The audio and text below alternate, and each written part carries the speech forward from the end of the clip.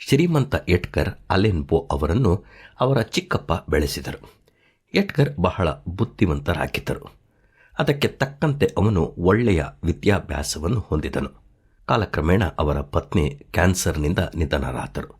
ನಂತರ ಡ್ರಗ್ಸ್, ಕುಡಿತ, ಮಾಟಮಂತ್ರ ಮತ್ತು ಪೈಶಾಚಿಕತೆ ಅವನನ್ನು ಸಂಪೂರ್ಣವಾಗಿ ನಾಶಪಡಿಸಿತು. ಅವನು ಮಾನಸಿಕ ಖಿನ್ನತೆಗೆ ಒಳಗಾದನು. ತನ್ನ ನೆನಪಿನ ಶಕ್ತಿಯನ್ನು ಕಳೆದುಕೊಂಡ ಎಡ್ಗರ್ ಬಾಲ್ಟಿಮೋರ್ನ ಕೊಳಕು ಪ್ರದೇಶದಲ್ಲಿ ಬಿದ್ದಿದ್ದನು.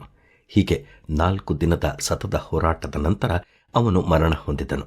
ಆರಂಭದಲ್ಲಿ ಶ್ರೀಮಂತನಾಗಿ ಹಾಗೂ ಬುದ್ಧಿವಂತನಾಗಿ ಜೀವನವನ್ನು ನಡೆಸಿದ ಎಡ್ಗರನ ಜೀವನ ಬಹಳ ಶೋಚನೀಯವಾಗಿ ಕೊನೆಗೊಂಡಿತು. ನಮ್ಮ ಜೀವಿತದಲ್ಲಿ ನಾವು ಏನೇ ಕಷ್ಟವನ್ನು ಅನುಭವಿಸಿದರೂ ಪರಿಹಾರಕ್ಕಾಗಿ ಡ್ರಗ್ಸು, ಕುಡಿತ, ಮಾಟಮಂತ್ರ ಮತ್ತು ಪೈಶಾಚಿಕತೆಯ ಕಾರ್ಯಗಳಿಗೆ ಒಳಗಾಗಬಾರದು. ಈ ಎಲ್ಲ ಕಾರ್ಯಗಳನ್ನು ದೇವರು ವಿರೋಧಿಸುತ್ತಾನೆ. ನಿಮ್ಮ ಸ್ನೇಹಿತರು ಅಥವಾ ಗೆಳೆಯರ ಮಾತುಗಳನ್ನು ಕೇಳಿ ಅವುಗಳಿಗೆ ವಶವಾಗಬಾರದು. ಇದರಿಂದ ನಿಮ್ಮ ಜೀವನವನ್ನು ಹಾಳು ಮಾಡಿಕೊಳ್ಳಬೇಡಿ.